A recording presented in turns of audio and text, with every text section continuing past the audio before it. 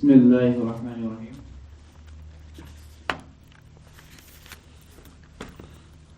حضرت ابن عباس رضی اللہ تعالیٰ عنہ فرماتے ہیں کہ تمہارا یہی حال رہا تو قریب ہے کہ تم آسمان سے پتھر برسیں.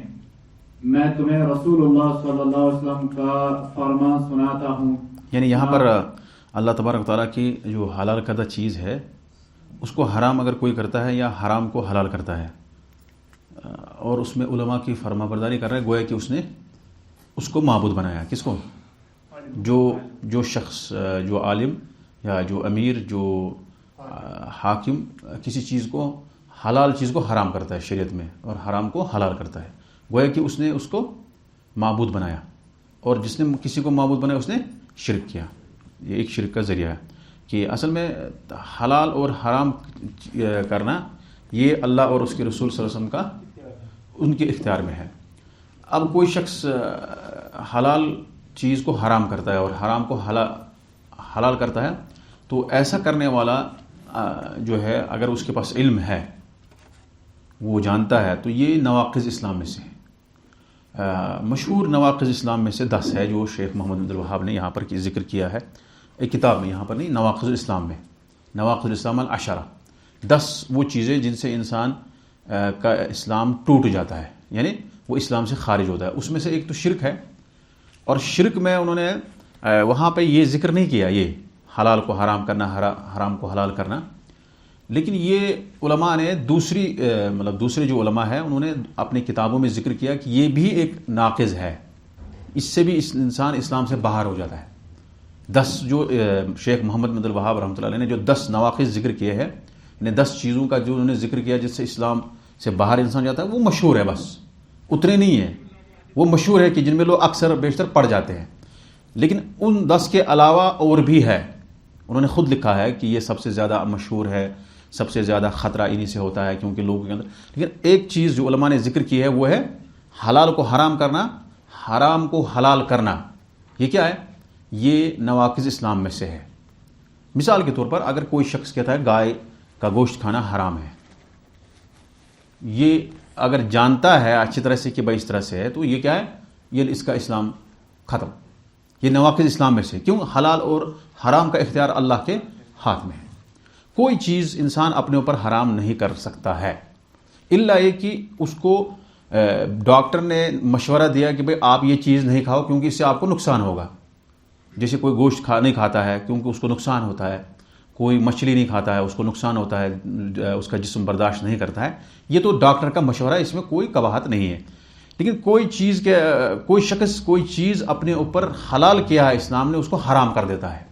تو یہاں پر جو عالم ہے، جو جو جاننے والا ہے، جو علماء سو جس کو کہتے ہیں، برے علماء، جاننے کے باوجود بھی وہ حلال کو حرام کر دیتے کسی پر. اور جو شخص ان کی پیروی کرتا ہے، کن کی؟ ان لوگوں کی جو حلال کو حرام، حرام کو حلال، تو وہ انہوں نے شرک کر دیا. لیکن جو کرتا ہے فی نفسی، جو آدمی ایسا کرتا ہے، وہ کیا ہے؟ اس کا جو ہے اسلام کے دائرے سے وہ باہر ہو گیا. یہ بہت اہم نقطہ ہے اس میں، کیونکہ سارے نواقض اسلام محمد عبد الوہاب نے ذکر کیے ہیں، اس میں سارے نواقض نہیں ہے. اس لیے بہت سارے لوگ جو ہے ان 10 کو پڑھتے ہیں، اس کے بعد ان کو پتہ ہی نہیں ہوتا ہے. 10 نواقض پڑھ دیا اس کے بعد وہ نہیں مانے گا، کیونکہ حالانکہ انہوں نے لکھا ہے کہ مشہور ہے ایسے. تو اسلام کے اندر ایسی چیزیں ہیں کہ یہ چیز سے انسان باہر جاتا ہے، یعنی اس طرح کرنے سے اس انسان باہر جائے گا. تو یہاں انہوں نے اس لیے اس کو ذکر کیا ہے کہ یہ بہت اہم ہے کہ کرنے والا اور حلال کو حرام کرنے والا، حرام کو حلال کرنے والا اور اس کو ماننے والا، دونوں کا الگ الگ درجہ ہے. اگر ماننے والا جان بوجھ کر بھی یہ کرتا ہے کہ اس کو یہ پتا ہے کہ یہ بھائی خود ہی کرتا ہے، تو پھر وہ بھی اس میں شریک ہو جائے گا. لیکن اگر اس کو اتنی ہے کہ جہالت ہے، کم از کم وہ سمجھتا ہے کہ شاید اس کو پتا ہے، تو یہ جس کو کہتے ہیں نا آنکھ بند کر کے کسی کا ماننا، تو وہ شرک میں پڑ گیا. کیونکہ حلال اور حرام جو ہے یہ اللہ کے ہاتھ میں ہے اور رسول اللہ علیہ وسلم کے ہاتھ میں ہے. انہیں رسول اللہ علیہ وسلم کا حکم ہونا چاہیے اس میں.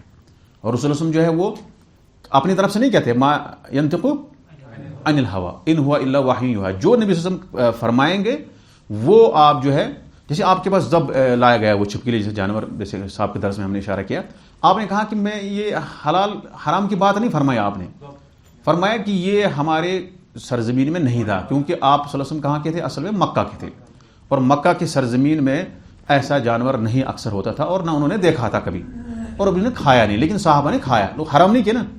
اگر نبی صلی اللہ علیہ وسلم کہتے ہیں حرام ہے تو وہ حرام ہوتا. کیوں؟ کیونکہ ان کا جو بات ہے وہ وہی ہے. تو یہاں اس کا درجہ کسی اور کو ہم نہیں دے سکتے، کسی عالم کو، کسی بھی ولی کو، کسی بھی پیر کو، کسی بھی کوئی بڑا ہو، اس کو نبی کا درجہ ہم نہیں دے سکتے کسی چیز کو حرام کرنے میں، یا حلال کو حرام کرنے میں، حرام کو حلال کرنے میں. یہ باب کا یہاں پر مقصد ہے، اسی لیے اس باب کو یہاں پر باندھا گیا. اس کے علاوہ اور بھی آئے گا جو 2-3 باب ہے جو اسی کے مطلب ریلیونٹ ہیں اور کافی قریب ہے ان کا آپس میں ربط. اب کوئی آدمی مثلا کوئی کسی پیر کے پاس جاتا ہے، وہ کہتا ہے اس کو یار آپ گائے کا گوشت نہیں کھانا، بغیر کسی، کیونکہ پیر کیا ڈاکٹر ہے؟ نہیں، وہ ڈاکٹر نہیں ہے. لکل فن رجال، ہر فن کا اپنا اپنا ایک آدمی ہوتا ہے. اب جو سرجن ہوتا ہے وہ اگر فتویٰ دینے لگے گا تو وہ مشکل ہو جائے گا نا، وہ فتویٰ نہیں دے سکتا ہے. اور مولوی صاحب جو ہے فتویٰ دینے والا جو عالم ہے وہ تو سرجری نہیں کر سکتا ہے، یہ اپنا فن ہوتا ہے. بہت ایسے لوگ ہیں کہ دونوں میں ماہر ہیں، وہ بھی فن ایک ہوتا ہے، لیکن اپنا اپنا فن ہوتا ہے. کوئی شخص کسی کے پاس جاتا ہے، وہ کہتا ہے بھائی آپ گائے کا گوشت نہیں کھانا، آپ اونٹ کا گوشت نہیں کھانا. کیوں نہیں کھائے گا بھائی؟ جبکہ اس کو ڈاکٹر نے صلاح نہیں کی. انہوں نے کہا ڈاکٹر کا الگ ہے، اگر ڈاکٹر کہہ رہا ہے کہ بھائی آپ کو یہ نہیں کھانا ہے تو آپ نہیں کھائے. کیوں؟ کیونکہ اس کا ایکسپرٹ ہے، وہ مسئول ہے، اس کو جو وہ ریسپانسبل ہے اس چیز کے بارے میں، اس کی بات کو مانا جاتا ہے، اگرچہ ڈاکٹر کیا غیر مسلم بھی ہو، کیونکہ اس پر ہمیں اعتماد ہے.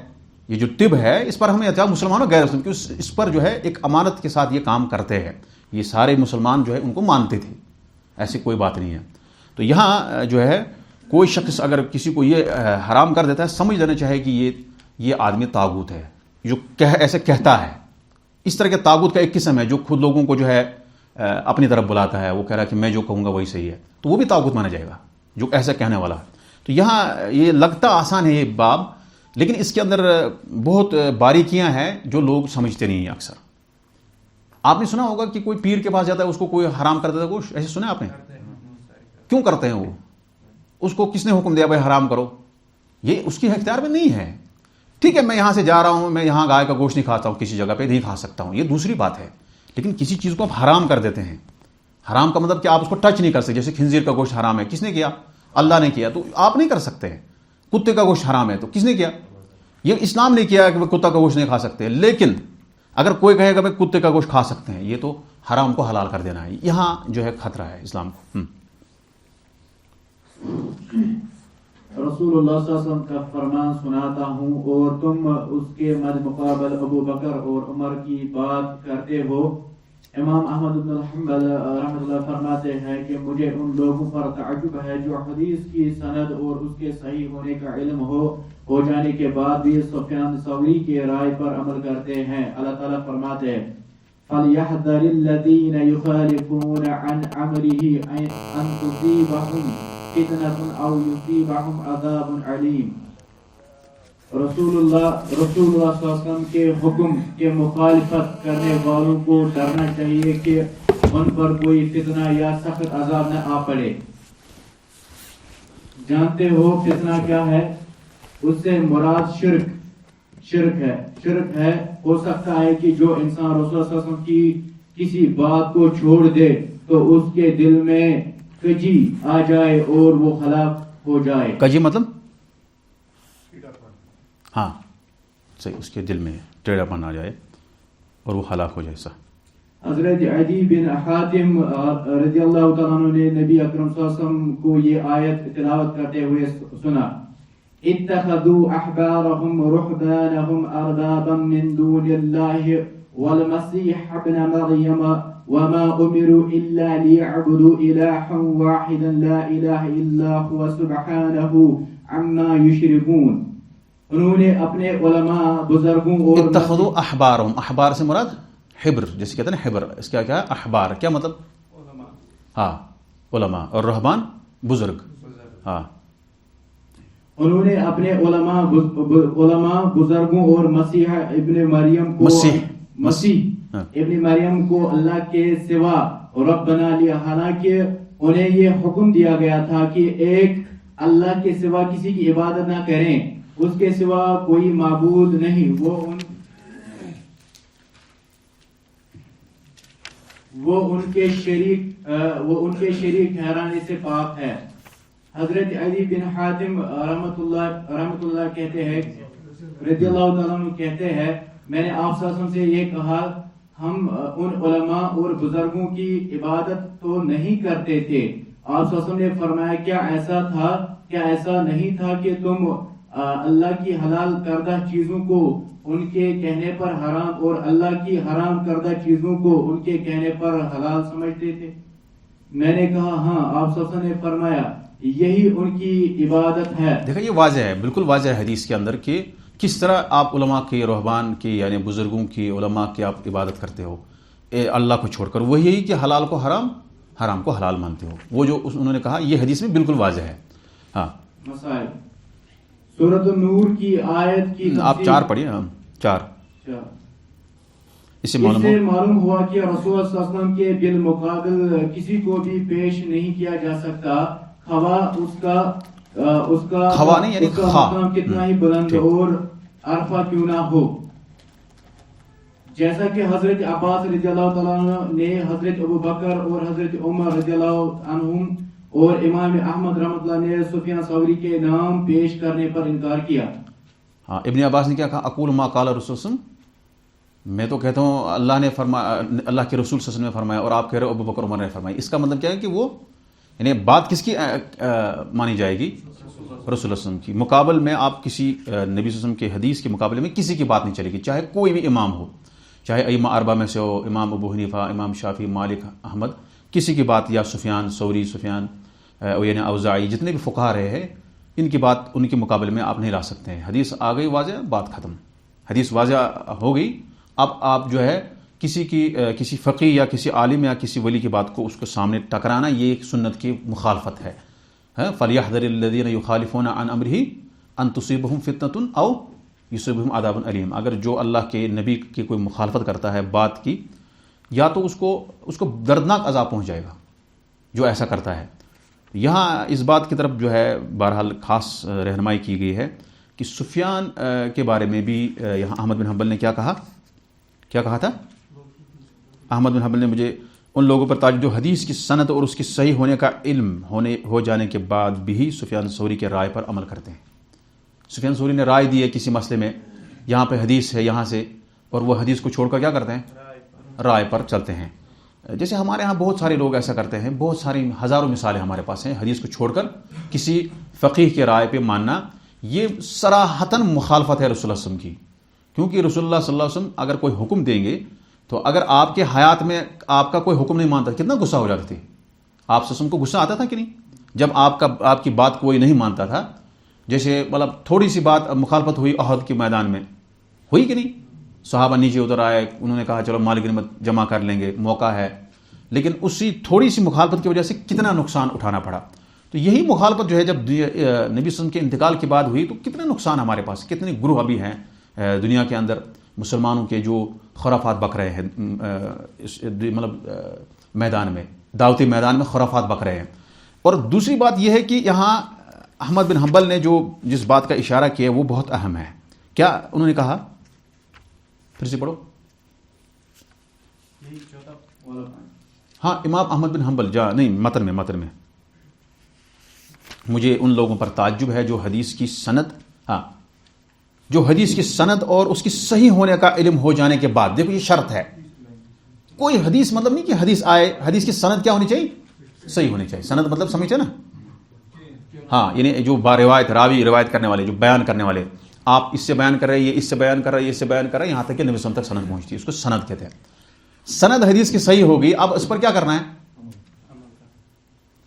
اب یہاں شرط ہے کہ حدیث صحیح ہونی چاہیے, نہیں تو یوں ہی آپ جو ہے ضعیف حدیث, موضوع حدیث نہیں بیان کریں گے لوگوں کو, پھر لوگوں کو کہیں گے آپ نبی صلی اللہ علیہ وسلم کی بات نہیں مان رہے ہو, آپ مخالفت کر رہے ہو. ایسا نہیں ہوگا نا, بلکہ جو شخص موضوع حدیث بیان کر رہا ہے وہ نبی صلی اللہ علیہ وسلم کی مخالفت کر رہا ہے, اور اس کو نبی صلی اللہ علیہ وسلم فرمایا کہ تم جہنم میں جاؤ گے. کیا فرمایا, جو شخص نبی صلی اللہ علیہ وسلم کی طرف ایسی بات منسوب کرتا ہے جو انہوں نے نہیں کہی ہے, آپ نے فرمایا فل یتبوا مقعدہ, یتبوا مطلب ہوتا ہے اپنی جگہ بنا لے, وہ اپنی جگہ وہ بنا لے, مقعدہ یعنی اپنا ٹھکانہ, یتبوا نے بنانا, اپنا ٹھکانہ بنا لے. کہاں مقعد ہوتا ہے اصل میں بیٹھنے کی جگہ, اپنا ٹھکانہ وہ جہنم میں بنا دے. جو شخص من کذب علیہ متعمدن، جان بوجھ کر جو مجھ پر جھوٹ بولتا ہے. اب ایک عالم ہوتا ہے کسی بھی جماعت کا، وہ حدیث بول رہا ہے، اس کو وہ موضوع حدیث ہے، اس کو کیا ہے؟ گناہ نہیں، گناہ ہے اس کو. وہ اس حدیث کا بالکل مصداق ہے. کس حدیث کا؟ اس حدیث کے اندر وہ بھی شامل ہے جو عالم ہے اور لوگوں کو ضعیف حدیث بول رہا ہے، موضوع حدیث، من گڑت حدیث بول رہا ہے. کیوں؟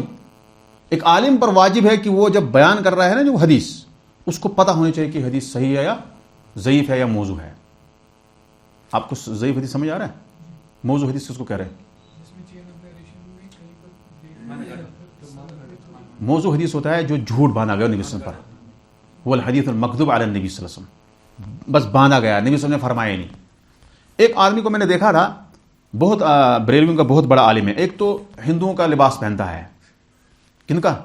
جو ہندو مندر میں پہنتے ہیں، ہمیں وہ لباس پہننے سے منع ہے. کیوں؟ ان کا لباس ہے علی الراس والعین، ہمارے سر آپ کا لباس ہے، ہم احترام آپ کا کرتے ہیں کیونکہ آپ کا رواج ہے. لیکن ہمیں اسلام نے کہا کہ جو کسی خاص موقع پر کوئی خاص مذہب کے لوگ لباس خاص پہنتے ہیں، اس کو آپ نہیں پہن سکتے.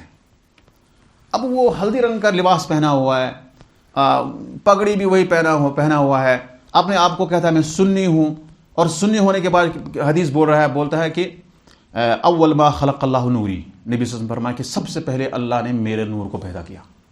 آدم سے پہلے، زمین آسمان سے پہلے، فرشتوں سے پہلے. بہت زبردست بول رہا ہے. اور دوسری بات کیا ہے کہ ان کو بولنے کا ایک ہوتا نا کہ دیکھو، میں ایک چیز آپ کو بتاؤں گا، بولنا جو ہے ایک فن ہے، سوائے اس کے کچھ نہیں ہے. بولنا کیا ہے؟ صرف آرٹ ہے بس. نہیں، یہ ایک آرٹ ہے. مطلب آرٹ جو ہے، بولنا کیا ہے؟ یہ ایک آرٹ ہے، صرف فن ہے اور کچھ نہیں ہے. کوئی بھی انسان بول سکتا ہے، لیکن علم جو ہے یہ اس سے آرٹ سے کوئی مطلب نہیں ہے. علم جو ہے چیز ہے نا، علم، اس کا آرٹ سے کوئی مطلب نہیں ہے. ایک آدمی جو ہے علم ریاضی میں، میتھمیٹک میں بہت زبردست مانا جاتا ہے، لیکن بولنے پتہ زیادہ ہے، تو کیا عالم نہیں ہے وہ؟ اب لوگوں نے کیا کیا کہ جو نعت پڑھتا ہے، جو بکتا زیادہ ہے، جو زبان جو ہے چرب زبان ہے، جس کی زبان لمبی ہے، اس کو لوگ سمجھتے ہیں عالم. اب وہ کہتا ہے، اتنا اچھا سمجھاتا ہے، اتنا بیوقوف بنا ہے لوگوں کو. میں اصل میں وہ اس کو آگے کہ قدرتی مجھے اس پر وہ آ گئی، میرے پاس 10-15 منٹ میں سنا، کہہ رہا اول ما خلق اللہ نوری، نبی صلی اللہ علیہ وسلم فرمایا سب سے پہلے اللہ نے میرا نور پیدا کیا. میرے ساتھ چھوٹا بچہ میرے ساتھ بیٹھا ہوا تھا، مطلب حقیقت میں کہنا، اس نے کہا کہ یہ صحیح ہے. اب اس کو پتہ نہیں ہے، کیونکہ وہ کہانی زیادہ سنتا رہتا ہے.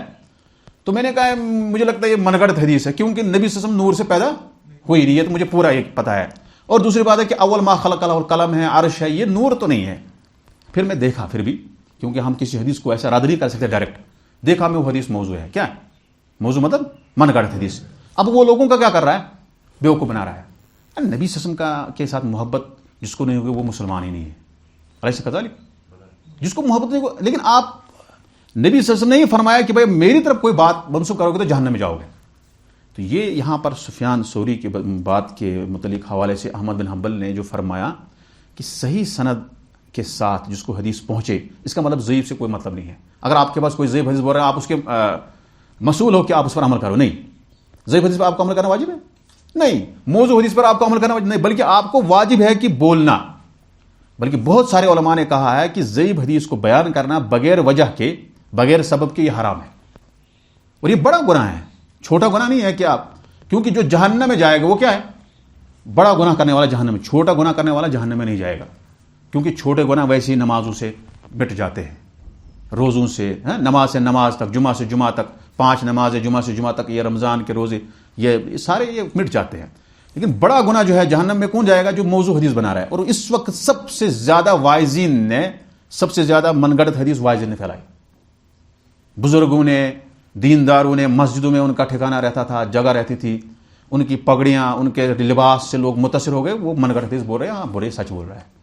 تو یہاں پر علماء کی پیروی کرنا مطلوب ہے، لیکن جو کچھ وہ کہیں گے یہ سچ ہے یا ایسا نہیں ہے. آپ امت کو حق بنتا ہے کہ وہ بھی دیکھیں کہ کس عالم کو میں چنوں گا. یہ ایک انسان کا حق ہے. ایک انسان، مجھے افسوس اس بار پر ہوتا ہے کہ لوگ جب کسی ڈاکٹر کے پاس ان کو جانا ہوتا ہے، بیمار ہو جاتے ہیں، بڑے سے بڑے ڈاکٹر کا انتخاب کرتے ہیں. ایسا ہوتا ہے؟ کہہ رہا نہیں، میں کتنے لوگوں کو فون کرتا ہے، اور رات کو 10 کو فون کرے گا، کون ڈاکٹر اچھا ہے، کون ناک کا ڈاکٹر ہے، کان کا، آنکھ کا ہے. اس کو بڑا زبردست ہوتا ہے. امرتسر جائے گا، چنڈی گڑھ جائے گا، دلی جائے گا، پتہ نہیں کہاں کہاں جائے گا. کیوں؟ کیونکہ اس کا جسم کا معاملہ ہے. لیکن جب روح کا معاملہ آتا ہے، روح، جب یہ تو جسمانی ڈاکٹر ہو گئے نا، اب روحانی ڈاکٹر کی بات آئی، کوئی بھی آؤ بھائی اس کو ممبر پر چڑھاؤ، کوئی بات نہیں، ہمیں ٹائم پاس کرنا ہے کیونکہ اسلام آسان ہے.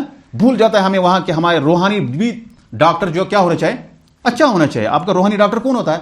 جو اسلامی ڈاکٹر آپ کو بتائے گا بھائی کس طرح سے جو ہم پڑھ رہے ہیں یہاں، اس سے روح تازہ ہوتی کہ نہیں، اس سے روح بنتی کہ نہیں. آپ جادوگر کو کے پاس جا سکتے ہو، کس طرح جادو کا دفاع کرو گے، نظر بد کا دفاع کیسے کرو گے، کیسے اپنے آپ کو بچاؤ گے، یہ روحانی چیز ہے نا. سب سے زیادہ اس وقت دنیا میں روحانی بیماری ہے، سب سے زیادہ جو لوگ اس وقت جو ہے روحانی بیماری میں، جس کو کہتے ہیں نفسی بیماری، اس میں لوگ زیادہ. کیوں؟ مسلمان زیادہ پڑے ہوئے ہیں، کیونکہ جنہوں نے کہا کہ بھائی ہم اسلام لائے ہیں، لانے کے بعد جو ہے اسلام سے کوئی ان کا سروکار نہیں. کسی بھی عالم کو انہوں نے ممبر پر چڑھا دیا، ان کا امام کوئی ہو، کوئی مسئلہ نہیں ہے، ٹھیکیدار بنا دیا. بھائی امام ہے، یہ نماز 5 وقت نماز یہی پڑھے گا، یہی دروازہ بھی بند کرے گا کھولے گا بھی. ایسا بھی بہت ساری جگہ پہ ہوتا ہے. تو یہاں پر ہم نے نہ اگر اس طرح سے کیا جو ہم کرتے ہیں کہ ہم اچھے عالم کو چنتے نہیں ہیں، کسی بھی عالم کو ہم دیکھو سوشل میڈیا پہ اس کے فالوورز ہو گئے تو یہ عالم ہو گیا، ایسا نہیں ہوتا. بہت سارے عالم جو ہے، عالم کیسے پہچانا جاتا ہے؟ آپ کے پاس تھوڑا سا علم ہونا چاہیے کہ قرآن حدیث کیا ہے. آپ کو عالم کے اصلیت سے آپ کیسے آپ اس کو پہچانیں گے کہ یہ حق پر ہے؟ جب آپ اس کو تولیں گے کس سے؟ قرآن حدیث، نہ کہ آپ اس کو تولیں گے کتنے لوگ اس کے پیچھے چل رہے ہیں. میں آپ کو بتاؤں گا یہاں خرافات بکنے والوں کو زیادہ لوگ پیچھے چلتے ہیں. اصلی عالم جو ہے اس کے پیچھے بہت کم لوگ چلتے ہیں، اور بعد میں جو لوگ سمجھتے ہیں کہ اس نے ہمیں دھوکہ دیا، لیکن اس وقت نکل گیا ہوتا ہے. تو یہاں علماء اور بزرگوں کی اطاعت اتنی انسان آنکھیں بند کر کر نہیں کرنی ہے، بلکہ ہمیں پوچھنا ہے. ایک مقتدی کو یا ایک عام آدمی کو فرض بنتا ہے کہ وہ پوچھے کہ یہ حدیث میں ہے، قرآن میں ہے، جو آپ بات کہہ رہے ہیں اس کو حق بنتا ہے. فتویٰ دینے والے کو فتویٰ دے سکتے ہیں، بھائی یہ حلال ہے. ایک آدمی ہے راستے میں، بھائی یہ میں کھا سکتا ہوں، نہیں ہاں کھا لو بھائی. یہاں آپ کیا غیر مسلم کے ہوٹل میں کھا سکتا ہوں، یہاں کچھ نہیں پکتا ہے، وہ کہہ رہا ہاں کھا لو. ابھی اس وقت دلیل نہیں چاہے اس کو، اس وقت کام اس کو ہونا چاہیے. لیکن ایک آدمی کو، ایک عام آدمی کو فرض بنتا ہے اس کو بھی کہ وہ عالم کو پوچھے بھائی دلیل آپ کے پاس کیا ہے. اگر عالم دلیل نہیں دیتا ہے سمجھ لینا چاہیے کہ یہ عالم صحیح. اگر اس کو غصہ آ رہا ہے کہ بھائی ہر دلیل کیوں مانگ رہا ہے، تو وہیں آپ کو سمجھ آ جائے گا کہ یہ عالم نہیں ہے، بلکہ یہ عالم ربانی نہیں ہے، بلکہ یہ عالم سو ہے، برا عالم ہے. تو یہاں عالم کو کہا گیا اگر وہ حلال کو حرام کرتا ہے، حرام کو حلال کرتا ہے اپنی مرضی سے منمانی کرنے کے لیے، تو وہ اسلام سے باہر، اور اس کو ماننے والا بھی اس کو اسلام کا خطرہ ہے. کیونکہ جو عالم کے حلال چیز کو جس نے حرام کر دیا اس کو مانتا ہے، اس کی پیروی کرتا ہے آنکھیں بند کر کے. یہ باب بہت اہم ہے، اور اس باب میں سب سے اہم چیز یہ ہے کہ انسان کو جو بھی حدیث آئے، ہر حدیث میں آپ کو پتہ کرنا ضروری ہے کہ یہ صحیح ہے ضعیف ہے، ہر حدیث میں. کیوں؟ قرآن میں تو ایسا نہیں کرتے نا ہم. قرآن ہمارے پاس ہے، قرآن ہمارے پاس تواتر کے ساتھ پہنچا ہے، اس میں کوئی شک نہیں. جو قرآن ہے یہ بالکل محفوظ ہے. لیکن حدیث اس طرح، حدیث کو علماء نے، محدثین نے محفوظ کر کے رکھا ہے، لیکن اس میں ضعیف حدیث، موضوع حدیث بھی آپ کو ملے گی. ہندوستان کے بہت ایک عالم ہے ملا علی قاری، حنفی ہے، انہوں نے احادیث موضوع کو جمع کیا ہے کتاب. انہوں نے ایک حدیث کتاب لکھی ہے، انہوں نے اس میں موضوع احادیث کو جمع کیا. بہت اچھا کام کیا ہے. یہ اچھا کام ہے کہ کون حدیث ضعیف ہے، کون حدیث موضوع. انہوں نے موضوع حدیث، من گڑھ حدیثوں کو جمع کیا ہے. بہت سارے من گڑھ حدیث آپ کو ملیں گے، اور انسان جو ہے وہاں سمجھتا ہے کہ پتہ نہیں اسلام کے اندر شاید طب کا بھی کوئی مقام نہیں. حالانکہ اسلام کے اندر طب جو پڑھتا ہے، جو آپ مطلب کوئی MBBS کرتا ہے، MD کرتا ہے، جو بھی مطلب اس کو اللہ تعالیٰ نے مقام دیا اسلام کے اندر، اس نے مقام اس کو ملتا ہے. اس لیے امام بخاری نے کتاب جو ہے لکھی ہے، کتاب الطب. اس کا فضل ہے، اس کا یہ کوئی نہیں ہے. لیکن اگر کوئی آدمی یہ نیت کرے کہ بھائی میں اس کو پڑھوں گا، دنیا کے لیے بھی پڑھوں گا اور لوگوں کی جو ہے ان کے لیے مطلب خیر خواہی کروں گا، تو اس کو ثواب ملے گا. اس کا مقصد ہے کہ میں مسلمانوں کو آسانی پہنچاؤں. کوئی بھائی یہ تو ضرورت ہے نا. تو ایسا کرنا جو ہے، طب جو ہے پڑھنا بہت اہم جو ہے علم ہے. لیکن اہم چیز ہے کہ اس کو کیا کرنا ہے. نہیں، اس سے پہلے میں جو بات بتایا، لوگوں کے خیر خواہی اگر نیت درست ہو، اس سے پہلے میں کیا کر رہا تھا؟ شاباش. ہاں، یعنی ایک اگر کوئی شخص آپ کو، ایک آدمی بول رہا تھا حدیث الباذنجان شفاء من کل داء، یہ بینگن جو ہے یہ ہر بیماری کا جو ہے اس کے لیے مطلب یہ دوا ہے. کون؟ باذنجان.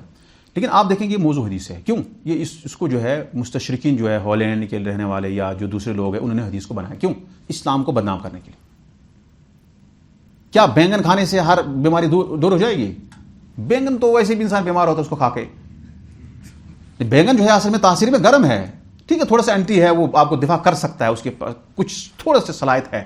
میں زیادہ نہیں جانتا ہوں اس کے بارے میں، لیکن बैंगन क्या आपको शिफा है? नहीं, इस्लाम ने कहा शिफा तो शहद में है, बैंगन में नहीं कहा। अब उन्होंने हदीस बनाई कि देखो इस्लाम के अंदर यह है, वह इस्लाम जो तिब के खिलाफ है, लेकिन इस्लाम तिब के खिलाफ, इस्लाम ने तिब की तारीफ की है, वो पढ़ने के लिए उसको दर्जा मिलेगा, लेकिन शर्त यह है कि वो नीयत को दुरुस्त रखे। बस खाली दुनिया के लिए नहीं कि मुझे इतने करोड़ मिल जाएंगे, इतना मैं कमाऊंगा, थोड़ा नीयत रखेगा कि मैं लोगों की अच्छी खैर खाई करूंगा, मैं उनको मदद करूंगा, उसको दोनों सवाब मिल जाएगा। तो यहां ये कैसे हमें पता चलेगा? ये कैसे पता चलेगा हमें? जब हम इसको देखेंगे कि भाई हदीस सही है या ज़ईफ़ मौज़ू। ये हर मुबल्लिग को, मैं इसलिए कह रहा हूं कि हर मुबल्लिग को फर्ज है, फर्ज यानी जिसको कहते हैं ना फर्ज, वाजिब नहीं, मैं कहता हूं फर्ज है। हाँ, मतलब वही हर मुबल्लिग को फर्ज है कि वो क्या करे, खुतबा में जाने से पहले उसको देखना है कि हदीस सही है ज़ईफ़ है नहीं। ये कोई खिलाना नहीं है कि आप मिंबर पे जाओगे, भाई थोड़ा सा दाढ़ी है, थोड़ा सा टोपी है, थोड़ा सा ये है, थोड़ा सा मतलब वो है, थोड़ा अरबी आती है, ऐसा नहीं है। ये आसान नहीं है, वल्लाह मिंबर पे जाना आसान नहीं है, ये बहुत बड़ा काम है। वैसे भी जो लोग जाते हैं ना तकरीर करने के लिए, पहले थरथरा जाते हैं, होता है थरथरा जाते हैं इंसान, लेकिन जब उसकी जुर्रत आ जाती है, बोल देता है, फिर वो बोलता है मैं खतीब दहर, जमाने का बड़ा खतीब हूं मैं। और लोग जो है फिर वो खतीब पता नहीं क्या क्या अलकाब देते हैं। मैं आपको कह रहा हूं कि सबसे अहम काम क्या है, जो मनहज सलफ है। आप मिंबर पर गए, पहले आप जो बता रहे हैं या नबी सल्लल्लाहु अलैहि वसल्लम ने फरमाया, ये जो आप उनकी तरफ मंसूब करिए, सही है कि नहीं, ये आपको फर्ज बनता है। अगर नहीं किया तो आपको गुनाहगार हो जाएंगे। और उसी आलिम, अगर कोई आलिम ऐसा करता नहीं है, उसी के बारे में फरमाया अव्वल मन युसअर बिहिम अन्नार अल आलिम, सबसे पहले इन्हीं से जहन्नम तपाई जाएगी। क्यों? ये आलिम रब्बानी नहीं था भाई, क्यों आप हर चीज आएगी आप बोलोगे लोगों को? इसलिए मैंने कहा कि सबसे ज्यादा वाइजिन ने मौजू हदीस को फैलाया। क्यों? क्योंकि उनको मजा आता है वो बोलने में। मैं एक दिन, मैं जब सूर्या में था, मुझे बहुत अफसोस हुआ, मैं उसके बाद से ये करता हूं, मैं उस वक्त तक नहीं करता था। मतलब मैं किसी किताब में पढ़ा हदीस, चलो ये नीचे दिया, मैं कर लेता था। लेकिन एक दिन मैंने मदीना का वाक़ा पढ़ा घर पे, बहुत पहले की बात है। मैंने वाक़ा पढ़ा, क्योंकि वाक़ा बहुत मशहूर है। बिलाल रज़ी अल्लाह अन्हु आए नबी वसल्लम के इंतकाल के बाद, फिर मदीने में उन्होंने आज़ान दी, फिर मदीने वाले लोगों ने रोया। हाँ, ऐसे सुना है ना आपने वाक़ा? तो जब मैंने बोला, थोड़ा सा मतलब इंसान इमोशनल होता है ऐसी चीज़ों से, इंसान को थोड़ा सा आता है, लोग भी कुछ रोने लगे, क्योंकि वाक़ा वैसे ही है, उसमें मेरा कोई नहीं था। मैं जब देखा, इस सीरत किताब में पढ़ रहा था, मैंने देखा कि ये ज़ईफ़ वाक़ा है। मतलब ये मैं आपको बता रहा हूँ हकीकत, मेरे साथ ऐसे हुआ है। क्या वाक़ा है? वाक़ा सनद के हिसाब से ये ज़ईफ़ है। ज़ईफ़ वाक़ा आप बयान नहीं कर सकते हैं, कर सकते हैं आप कि मतलब आप ज़ईफ़ मतलब होता है कि ये इसका ऑथेंटिक नहीं है बात। आप कहेंगे कोई आए इस मस्जिद में, उसने आज़ान दी, वो उसने दी नहीं होगी, तो आपका क्या कहा जाएगा? झूठ बोला इसने। तो फिर बाद में मुझे इतना अफसोस हुआ कि इंसान को अब कैसे बोलूं मैं उन लोगों को भाई ये वाक़ा सही नहीं था। मैंने अभी तक कोशिश किया, मैं मौका नहीं मिला उस मस्जिद में दोबारा जाने का, तब से अब तक। एक मतलब मैंने खुद मैं भूल गया, वाला यानी भूल गया वो कहना कि भाई ये वाक़ा ज़ईफ़ है। एक जगह मैंने बोला था इशारा करके दूसरी, लेकिन वहां नहीं बोल पाया मैं, जहां मैंने इस वाक़ा को लोगों के अंदर एक असर कर दिया और लोगों को याद है वाक़ा। आपको भी याद होगा, सबको याद है ना, सबको है? वही तो सुना है ना, मतलब सुनता ही इंसान, मतलब सुनने से ही तो याद होता है। सुना है आपने वाक़ा, लेकिन वाक़ा सही है नहीं है। यहां इंसान को मतलब सबसे अहम चीज है, क्या हदीस सही है या ज़ईफ़ है। एक जिंदीक को पकड़ा गया। जिंदीक समझते ना? जिंदीक एक था, हाँ जिंदीक मतलब होता है जो औरत की पूजा करता है, ज़ंदीक उसको जिंदीक बोलते हैं। ये मतलब जिंदीक मतलब है वो उन्होंने नाम ही जिंदीक, यानी उसका नाम नहीं है, मतलब ये जो गुमराह होता है बिल्कुल ज्यादा, उसको जिंदीक कहा जाता है। तो एक इस्तिलाह, एक नाम है ये। तो उसको जब वो मौजू हदीस से बनाता था, एक हाकिम ने, मुझे याद नहीं उसका है, जब उसने उसको कहा कि भाई तुमने मौजू हदीस क्यों बनाई, उसको बाद में कत्ल किया था उसने, वाक़ा मुझे सही से याद नहीं है कि माजरा, तो उस खुद बनाया है। कितने? 4 हदीस। फिर उसने, उस हाकिम ने कहा था, खलीफा अब्बासी खलीफे का था वो, उसने कहा अल्हम्दुलिल्लाह हमारे पास इतने उलमा है कि जो इनको अच्छी तरह से जानते हैं कि कहाँ मौजू है कहाँ सही है। हमारे पास ऐसे उलमा मौजूद है और हकीकत में है। कितने किताबें हमारे सामने हैं कि जिन्होंने हदीस मनगढ़ बनाई, वो उन्होंने साफ कर दिया। तो अब देखिए जिंदगी का मरते मरते भी वो कह रहा है कि मैंने कितने हदीस बनाई, उसको उस वक्त भी फख्र है अपने उस काम पे। तो ये सबसे बड़ा अहम है। आपको बहुत सारी ऐसी हदीसें मिलेंगी जिनका कोई नहीं होगा। अभी आप जाइए नेट पे देखिए, जो लोग तकरीर करते हैं, जो वाज करते हैं, बहुत ज़बरदस्त, ان کی کہانیاں جو قصے ہوتے ہیں ان کا کوئی بنیاد ان کی ہوتی نہیں ہے، وہ سیدھا صاف جھوٹ ہوتا ہے. آپ چیک کیجئے اس کو ایک ایک کر کے، دیکھیے پھر کتنا جھوٹ ثابت ہو جائے گا. میرے پاس ٹائم نہیں ہے، میں چاہتا تھا کبھی ان کا پول کھولنا جانتے ہو نا، ان کا اصل نہیں نکالنا. میرے پاس ابھی ٹائم نہیں مل رہا ہے. میں چاہتا ہوں کہ میں ان کو اصلی بتاؤں کہ تمہاری حقیقت کیا ہے. تمہارا صرف مبنی جھوٹ پر ہے. اگر ان کے ماننے والے بھی سمجھ جائیں کہ یہ جھوٹ بول رہے ہیں تو انشاءاللہ ان کو بھی مطلب وہ ایمان ہو جائے گا. لیکن اصل میں کیا ہے کہ ہم آنکھ بند کر کے مان لیتے ہیں، ہمیں سچ اور جھوٹ کی ضرورت نہیں ہے. یہی اس لیے وہ معبود بنا دیتے ہیں علماء کو اور بزرگوں کو. المہم اس باب کے حوالے سے تھوڑا سا آپ پھر سے مطالعہ کریں گے. یہاں مطلب مجھے یہ کہنا مقصود تھا کہ ہمارے منہج کے حوالے سے اس میں احمد بن حنبل نے جو بات کہی ہے اس کو آپ یاد کریے. احمد بن حنبل رحمۃ اللہ نے جو بات کہی ہے کہ مجھے ان لوگوں پر تعجب ہوتا ہے جو صحیح حدیث ان کو پہنچتی ہے، سند بھی اس کی صحیح ہے، پھر کس کی رائے کی طرف جاتے ہیں؟ وہ سفیان ثوری کی طرف. باب نمبر 39. کوئی جلدی پڑھے گا؟ جلدی ایمان کا جلدی پڑھ سکتے ہیں؟ تھوڑا جلدی تیز. ایمان کا دعویٰ کرنے والوں میں سے بعض کی حقیقت. ارشاد الہی. بسم اللہ. ألم تر إلى الذين يزعمون أنهم آمنوا بما أنزل إليك وما أنزل من قبلك يريدون أن يتحاكموا إلى الطاغوت وقد أمروا أن يكفروا به ويريد الشيطان أن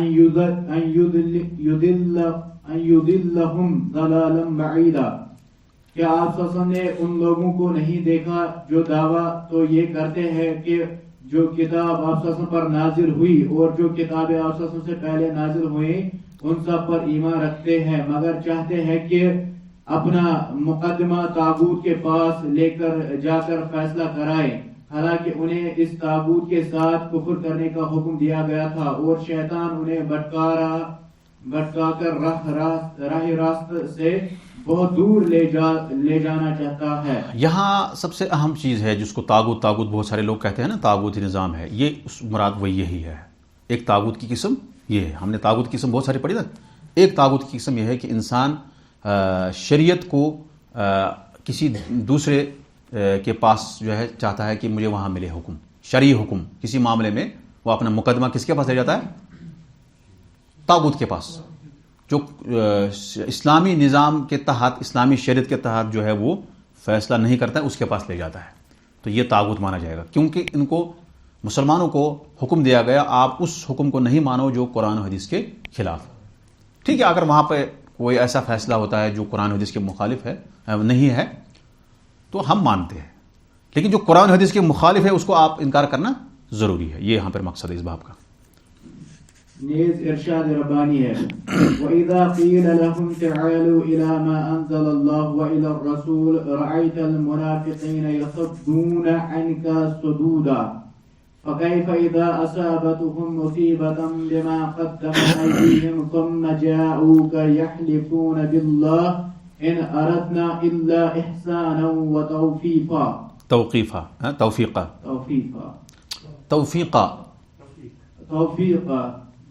اور جب ان سے کہا جاتا ہے کہ آؤ اس چیز کی طرف جو اللہ نے نازل کی ہے اور آؤ رسول اللہ صلی اللہ علیہ وسلم کی طرف، تو آپ صلی اللہ علیہ وسلم دیکھیں گے کہ منافق آپ صلی اللہ علیہ وسلم سے اعراض کریں گے اور رک جائیں گے. پھر ان کا کیا حال ہوتا ہے کہ جب ان کے اپنے اعمال کے سبب ان پر کوئی مصیبت آ پڑے تو آپ صلی اللہ علیہ وسلم کی خدمت میں قسمیں اٹھاتے آتے ہیں اور کہتے ہیں کہ ہم نے تو صرف اچھائی اور صلح کرانے کا ارادہ کیا تھا. نیز ارشاد عالی ہے. وَإِذَا قِيلَ لَهُمْ لَا تُفْسِدُوا فِي الْأَرْضِ قَالُوا إِنَّمَا نَحْنُ مُصْلِحُونَ. کیا ارشاد؟ اور جب انہیں کہا جاتا ہے کہ زمین میں فساد برپا نہ کرو تو کہتے ہیں ہم تو صرف اصلاح کرتے ہیں. اور مزید مقام پر ارشاد فرمایا وَلَا تُفْسِدُوا فِي الْأَرْضِ بَعْدَ إِصْلَاحِهَا وَادْعُوهُ خَوْفًا وَطَمَعًا إِنَّ رَحْمَةَ اللَّهِ قَرِيبٌ مِنَ الْمُحْسِنِينَ. اور زمین میں اصلاح کے بعد فساد نہ کرو اور خوف اور طمع کے ساتھ اس اللہ کو پکارو، یقیناً اللہ کی رحمت نیکی کرنے والوں کے قریب ہی ہے. نیز اللہ نے فرمایا حکم جاہلیتی اپ حکم الجاہلیت یبغون ومن احسن من اللہ حکما لقوم یوقنون. یہ لوگ لقوم یوقنون ہاں. یہ لوگ اگر اللہ کو قانون کو نہیں مانتے تو پھر یہ جاہلیت کا فیصلہ کرتے ہیں, اور جو لوگ اللہ پر یقین رکھتے ہیں ان کے نزدیک اللہ سے بہتر فیصلہ کرنے والا کوئی نہیں. اور حضرت عبداللہ بن عمر رضی اللہ تعالیٰ سے مروی رضی اللہ تعالیٰ سے روایت ہے کہ رسول صلی اللہ علیہ وسلم نے فرمایا لا یؤمن احدکم حتی یکون هواه تبعا لما جئت به. تم میں سے کوئی شخص اس وقت تک کامل ایماندار نہیں ہو سکتا جب تک کہ اس کی تمام تر خواہشات اس شریعت کے تابع نہ ہو جائے جس کے ساتھ میں مبعوث کیا گیا ہوں. امام نووی کہتے ہیں یہ حدیث صحیح ہے اور اس سے ہم نے کتاب الحج میں صحیح سند سے روایت کیا ہے. شعبی کہتے ہیں رحمۃ اللہ علیہ کہ ایک منافق اور ایک یہودی کے درمیان کوئی جھگڑا ہو گیا. یہودی جانتا تھا کہ محمد صلی اللہ علیہ وسلم رشوت نہیں لیتے, اس لیے اس نے کہا کہ ہم یہ معاملہ محمد صلی اللہ علیہ وسلم کی خدمت میں پیش کرتے ہیں. لیکن منافق نے کہا کہ ہم یہ معاملہ یہودی کے پاس لے چلتے ہیں, وہ جانتا تھا کہ یہودی رشوت لیتے ہیں. آخر کار دونوں نے اس بات پر راضی ہو گئے کہ بنو جہینہ کے ایک کاہن سے فیصلہ کرا لیا جائے. تو درج ذیل آیت اتر پڑی علم ترى الى الذين يزعمون سورہ نساء. بعض اہل علم نے بیان کیا ہے کہ یہ آیت دو آدمیوں کے بارے میں نازل ہوئی جن کا آپس میں اختلاف ہو گیا تھا. تو ان میں سے ایک نے کہا کہ محمد صلی اللہ علیہ وسلم کے پاس یہ معاملہ پیش کریں, دوسرے نے کہا یہ معاملہ کعب بن اشرف کے پاس لے چلتے ہیں. چنانچہ وہ حضرت صلی اللہ علیہ وسلم سے فیصلہ کرانے کے بعد حضرت عمر رضی اللہ تعالیٰ کے پاس آ گئے. تو ایک نے سارا واقعہ بیان کر دیا. حضرت عمر رضی اللہ تعالیٰ نے دوسرے سے پوچھا کیا یہ ٹھیک کہہ رہا ہے؟ اس نے کہا جی ہاں. چنانچہ حضرت عمر رضی اللہ تعالیٰ نے تلوار سے اس کا کام تمام کر دیا. ہاں, یہاں پر ایک دیکھو, یہودی بھی سمجھتے تھے کہ نبی صلی اللہ علیہ وسلم جو فیصلہ کریں گے وہ صحیح کریں گے, لیکن آج بھی مانتے ہیں وہ یہودی ان کو, مگر اصل میں حسد اور بغض زیادہ ہے. کن کو؟ یہودیوں کو. اس نے کہا فیصلہ لے جائیں گے کس کے پاس؟ مقدمہ, کیونکہ وہ رشوت نہیں لیتے ہیں. اور اس نے کیا کہا؟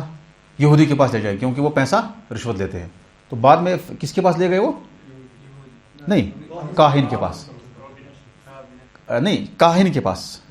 پہلی روایت میں کاہن کے پاس لے گئے اور اس کو فیصلہ کریں. اور بعد میں وہ کعب بن اشرف بھی ایک یہودیوں کا بڑا جو ہے آدمی تھا, بعد میں وہ مارا گیا. اس کا ایک قلعہ رہا, قلعہ جب سمجھتے نا, فورٹ سا. اس میں کوئی ترجمے کا کہیں پرابلم تو نہیں ہے, یہ آیات واضح ہے. لیکن خلاصہ کیا ہے؟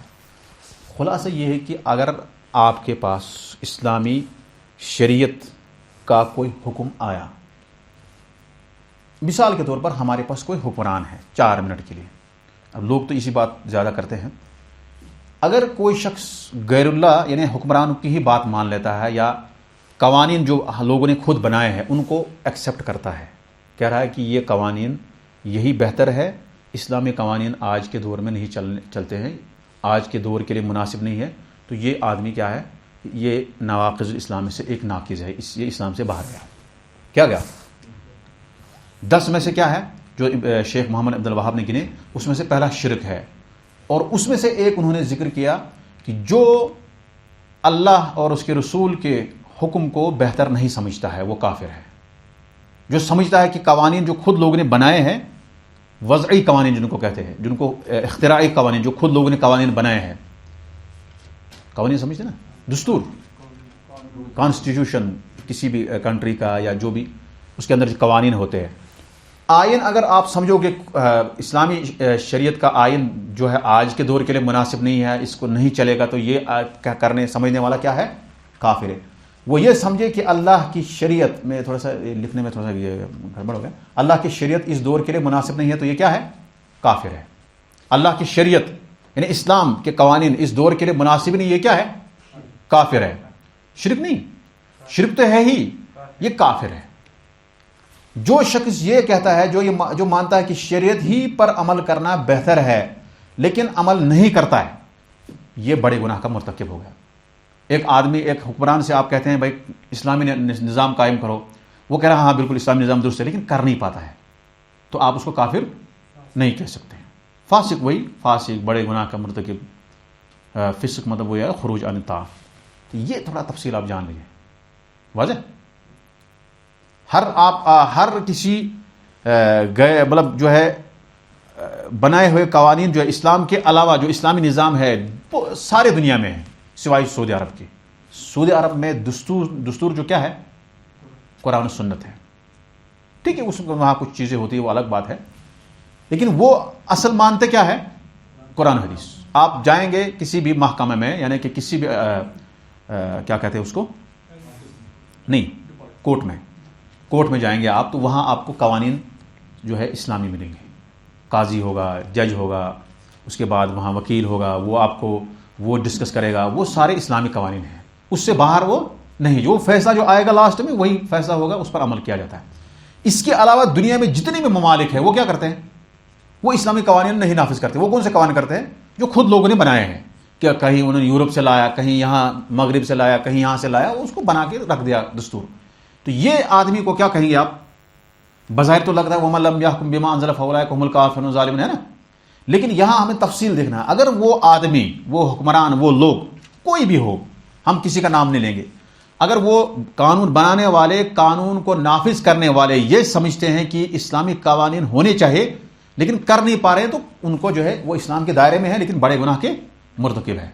اب آپ خود ہی سمجھتے ہیں کتنے لوگ اس میں آ جاتے ہیں، کس میں؟ اس کیٹیگری میں۔ اور اس کیٹیگری میں جو یہ سمجھتا ہے کہ اسلامی قوانین سے کیا کرنا ہے ہمیں، بھائی یہ تو آج کے دور کے لیے مناسب نہیں ہے، آج کے دور کے لیے ایسے قوانین مناسب ہی نہیں ہے۔ بھائی ہاتھ کاٹنا یہ تو پرانے زمانے میں تھا، آج کیا کرنا ہے اس کو؟ چوری جو کر رہا تھا اس کا ہاتھ کیوں کاٹیں گے ہم؟ بھائی اگر کوئی شخص بدکاری کر رہا ہے اس کو جو ہے کیا کرنا ہے؟ جب وہ شادی شدہ تو رجم کرنا ہے، اگر شادی شدہ نہیں تو 100 کوڑے مارنے ہیں۔ کہہ رہے یہ تو پرانے زمانے میں تھا، آج نہیں چلے گا۔ یہ کرنے والا کیا ہوگا؟ اگر کسی نے قتل کیا تو کیا کرنا ہے اس کو؟ قاتل کو کیا کرنا ہے؟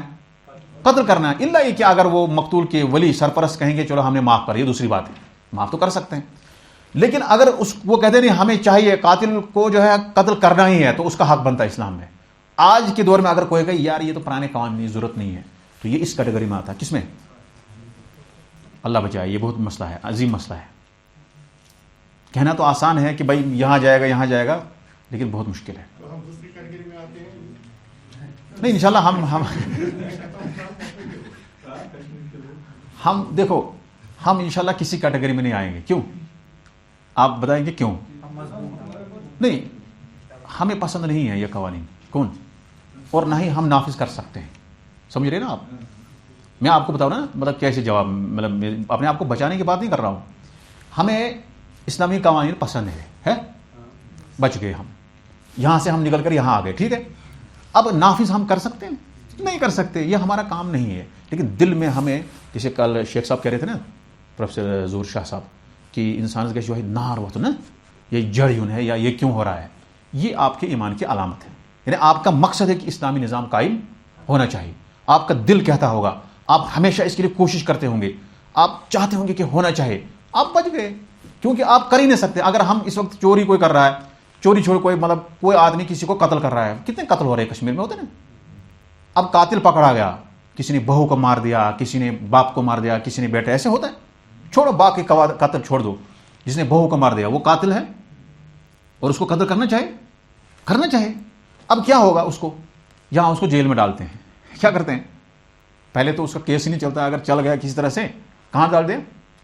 جیل میں۔ یہ تو اللہ تعالیٰ کے قانون کو بدل ڈالنا ہے، جیل میں تھوڑی ڈالنا ہے اس کو یار، جیل میں تو آرام کرے گا، وہ تو زندہ ہے نا، اسلام نے کہا ہے اس کو ختم کر دو، قتل، خلاص. اگر اس کے گھر والے معاف کرتے ہیں تو کیا کرنا ہے؟ چھوڑ دو. یہاں ایسا نہیں ہوتا. لیکن اب یہاں ہم کہیں گے بھائی نہیں، قاتل کو قتل کرنا ہے تو کون کرے گا؟ اگر 4 منٹ کے لیے ہمیں کسی نے مطلب جو ہے کسی کو مار دیا، اب ہمیں پتہ چل گیا کہ یہ قاتل ہے، سبھی مسلمان چاہتے ہیں کشمیری کہ بھائی اس کو قتل ہونا چاہیے، کرے گا کون؟ کر سکتا ہے وہ؟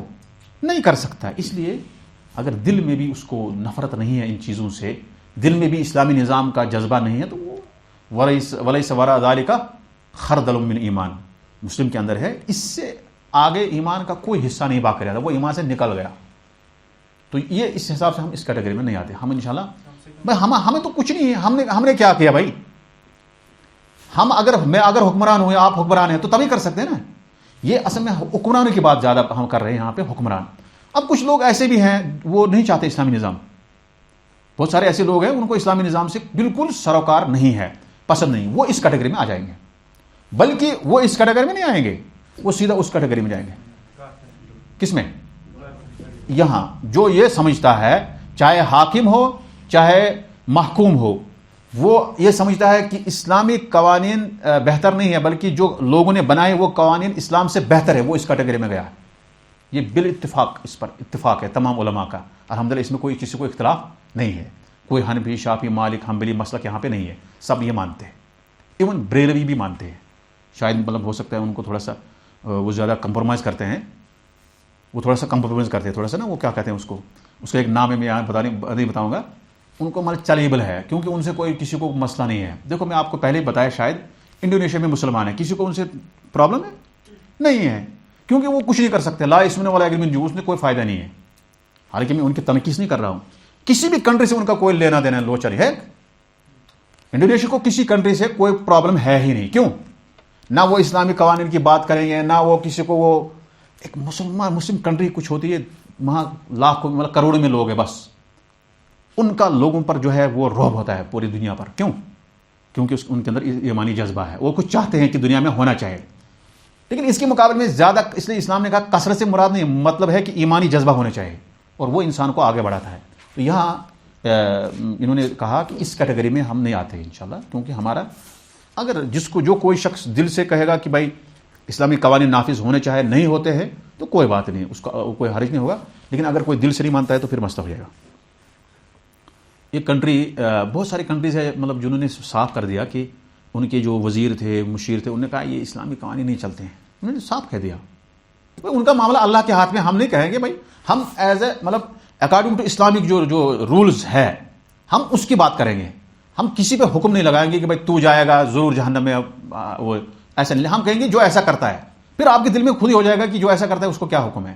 تو یہ اسلامی نظام جو ہے سب سے اہم ہے اور اسی کے لیے انسان کو دنیا میں کوشش کرنی چاہیے. دیکھو میں آپ کو ایک چیز بتاؤں گا، نماز پڑھنے سے کسی کو اختلاف نہیں ہے ہمارے ساتھ. ہم کسی بھی جگہ، میں ایک جگہ گیا تھا ہوٹل میں 5 7 10 سال پہلے پھنسے تھے ہم، وہاں سارے لوگ، کسی نے نماز نہیں پڑھی. میں نے پڑھی. میں نے سوچا یار میں ایک دن سے نماز نہیں پڑھا، صبح سے نماز نہیں پڑھے تھے. شام کو پہنچے تو ایک ہندو تھا، میں نے اس کو کہا یار مجھے قبلہ کہاں کی طرف ہے، تو اس نے مجھے قبلہ کر کے دکھایا اور کمرہ بھی الگ دیا. ایسے تو 2 رہنے تھے، ایسے جو ہے فلائٹ ڈیلے ہوگی پھر تھوڑا پرابلم ہوگی تو اب ہوٹل انہوں نے دیا. اب بہت تھے، ہر کمرے میں 2 کا رہنا ضروری تھا. میں نے کہا یار مجھے نماز پڑھنے. کہا آپ اکیلے رہو کمرہ. کیا کہا؟ کمرہ بھی اکیلے دیا اور نماز پڑھنے کے لیے قبلہ بھی بتا دیا. نماز پڑھنے سے آپ کو کسی کو کوئی پرابلم نہیں ہے. پرابلم کہاں ہے؟ پرابلم کہاں ہے مسلمانوں کے ساتھ؟ ان کو پرابلم وہی ہے کہ جب وہ اپنے دین کا دفاع کرتے ہیں، اپنے دین کے اندر وہ اپنا جذبہ دکھاتے ہیں کہ دین میں جذبہ ہونا چاہیے. دین کے خلاف آپ بولو گے ہم اپنی جان کو اس وقت جو ہے نہیں ڈرتے ہیں، ہم جان پیش کر لیں گے دین کے لیے. یہاں ان کو ڈر لگتا ہے. جو طاغوت ہے نا، طاغوت جو ہے، جو کافر ہے، جو کفار ہے، غیر مسلم ہے، پہلے آپ ان کو کہیں گے کافر، ان کو غصہ لگتا ہے. بہت سارے لوگوں کو کافر کہنا بھی اچھا نہیں لگتا، پھر کہتا ہے نان مسلم. مطلب وہی غیر مسلموں کو مسلمانوں سے یہی پرابلم ہے بس، کیونکہ مسلمان کے اندر جذبہ ہے. وہ اگر لڑتے لڑتے مارا گیا تو کیا ہوا؟ شہید ہوا. اس کو کہہ رہا ہے کہ کیوں مر لڑوں گا، میرے گھر میں بال بچے ہیں. مسلمان کو یہ ٹینشن نہیں ہے. مسلمان کو یہ پرابلم، بال بچوں کی پرابلم ہوتی ہے بھائی. ہم کہتے ہیں بال بچوں کی پرابلم ہونی چاہیے، ایسی بات نہیں ہے. مطلب ایک آدمی کو حج میں نام لکھا گیا ایک آدمی حج پہ جا رہا تھا اپنے بال بچوں کے حوالے سے، یہ نہیں کہ آپ گھر چھوڑ دو اللہ کے راستے جاؤ، نہیں، اپنے گھر کی حفاظت کرو نا پہلے. اگر آپ کے گھر پہ کوئی آنچ کوئی نظر اٹھاتا ہے تو آپ ماریے اس کو. آپ کیوں ڈریں گے؟ آپ کہیں گے نہیں میں بچ جاؤں گا. وہ غیرت ضرورت نہیں ہے، وہ بے غیرتی. ایک آدمی کے اس میں نام آیا تھا، جہاد میں اس کا نام لکھا گیا تھا، انی اکتتبت فی غزوۃ کذا و کذا. اس نے کہا کہ میرا نام، کیونکہ نبی صلی اللہ علیہ وسلم نام لکھتے تھے باضابطہ کس کو جانا ہے، ایسے نہیں کہ مطلب اندھا دھند. تو اس کا نام غزوہ میں آیا تھا، کس میں؟ جنگ میں آیا تھا، جہاد میں جانے کے لیے. اس نے نبی صلی اللہ علیہ وسلم سے سوال کیا، وَإِنِّي امرأۃ وَإِنَّ امرأتِي حاجہ یا خرجت حاجتاً، میری بیوی جو ہے حج کے لیے نکلی ہے. تو نبی صلی اللہ علیہ وسلم نے فرمایا کہ حج مع امرأتک، آپ اپنی بیوی کے ساتھ کیا کرو؟ حج کرو. کیوں؟ کیونکہ اس کو غیر محرم چاہیے نا، بغیر محرم کے اس کو غیر محرم چاہیے اس کو. تو بغیر محرم کے جا سکتی ہے وہ؟ نہیں جا سکتی. نبی صلی اللہ علیہ وسلم آپ اس کے ساتھ حج کرنے جائیے. دیکھو کتنا عظیم مطلب یہاں پر نسخہ ہے کہ انسان جو بھی کرتا ہے کس کے لیے کرتا ہے؟ اپنے حفاظت کے لیے، اپنی عزت بچانے کے لیے، دین بچانے کے لیے، اہل و عیال کو محفوظ رکھنے کے لیے. اہل و عیال محفوظ ہو گیا، آپ کی شادی بھی نہیں ہے، کچھ بھی نہیں ہے، سارا کچھ ٹھیک ٹھاک ہے. کچھ صحابہ کہتے تھے کہ میں جاؤں گا جہاد میں، آپ گھر میں خیال رکھنا. ایسا بھی واقعہ ہے نا، ایک صحابی نے کہا بھائی آپ میں جا رہا ہوں جہاد پہ، لیکن میرے گھر پہ جو ہے خیال رکھنا، اگر میں واپس آ گیا تو ٹھیک ہے، اگر نہیں تو پھر ایسا کر. کیوں؟ کیونکہ ایک سسٹم بنانا ہے. یہ نہیں کہ آپ اندھا دھن جائیں گے اور گھر چھوڑ دیں گے. نہیں، کسی بھی جگہ پہ نہیں آیا ہے کہ مدینہ چھوڑ کر صحابہ گئے اور مدینہ چھوڑ دیا، ایسے نہیں. مدینہ میں کسی نے کسی کو گورنر بنا کے رکھا، قائم مقام رکھا. کیونکہ مسلمانوں کا اصل مقصد کیا ہے؟ اپنے اہل و عیال کی حفاظت کرنا. قوا انفسکم واہلیکم نارا. کیسے بچیں گے نار سے؟ ان کے پہلے حفاظت کریں گے نا آپ، ان کے دین کی، مال کی، عزت آبرو وغیرہ. تو یہاں یہ غیر مسلم کو پتہ ہے، غیر مسلم کو پتہ ہے کہ یہ عزت کے ساتھ کھیلنے والے نہیں ہیں اور یہ جان دے دیں گے. اسی لیے وہ ہمارے ساتھ جو ہے. اور ان میں ایک پرابلم ان کو یہ ہے، جن کنٹریز کا یہ مطلب سعودی عرب ہے یا دوسری کنٹریز جو چاہتے ہیں، کویت ہے، یہ بھی چاہتے ہیں کہ اسلامی نظام ہونا چاہیے، دوسری کنٹریز کچھ، لیکن ہو نہیں پاتا ہے. وہاں کے لوگ چاہتے ہیں، ان کو اسی سے پرابلم ہے. کس سے؟ کفر کو، یعنی کافر کو. ہم سے کیا پرابلم ہے؟ نماز سے نہیں، زکوٰۃ سے ان کو کوئی پرابلم نہیں ہے، پڑھ لو. وہ بھی پوجا کرتے ہیں، وہ کہتے ہیں یہ کرنے دو. لیکن پرابلم جو ہمارے امتیازی شان اللہ نے دی ہے، نصرت بالرعب مسیرۃ شہر. نبی صلی اللہ علیہ وسلم فرمایا کہ مجھے اتنا پاور دیا گیا، اتنی مطلب کہ ایک جو ہے مہینے کی مسافت تک کیا ہے لوگ ڈرتے ہیں. اور جو نبی صلی اللہ علیہ وسلم کے نقش قدم پر چلے گا اس کو لوگ ایسے ہی ڈریں گے. تو یہاں وہی مقصد ہے کہ یہاں الحکم بغیر ما انزل اللہ، جو ان کے قوانین مانے گا ٹھیک ہے، جو نہیں مانے گا وہ ان کے نظر میں آ گیا. اور ان کا یہی مقصد ہے. غیر مسلموں کا جتنے بھی کنٹریز ہے وہ چاہتے ہیں کہ اسلامی نظام کسی ملک میں قائم نہیں ہونا چاہیے، اور جس ملک میں ہوتا ہے اس کو بھی وہ ہر طرح سے اپنے اس مطلب جو ہے کنٹرول میں لانا چاہتے ہیں. لیکن پھر بھی شکر ہے کہ ایک کنٹری ہمارے پاس بچی ہوئی ہے اور باقی کوئی نہیں ہے. کسی جگہ ہے کسی جگہ اسلامی قوانین نہیں ہے، بولتے ہیں اسلامی قوانین، وہاں خرافات اتنے، انسان جو ہے وہاں شیطان بھی شرما جاتا ہے.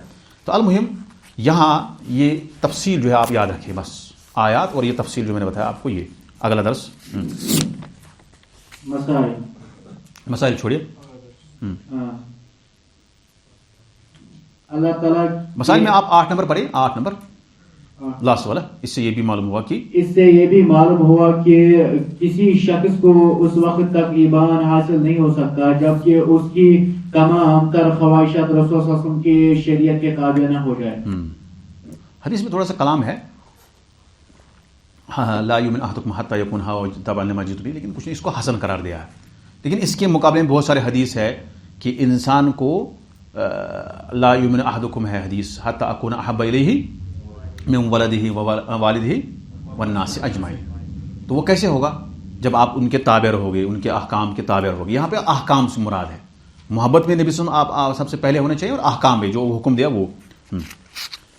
آپ پڑھیں، آپ لاسٹ میں آصف صاحب. ہاں کیونکہ ہمیں 2 باب پڑھنے ہیں ابھی. ہم چاہتے ہیں کہ ہم تھوڑا سا زیادہ پڑھ لیں کیونکہ بعد میں آنے والے مشکلات جو ہے اس کا ہم تھوڑا سا وہ بنا رہے ہیں. ہاں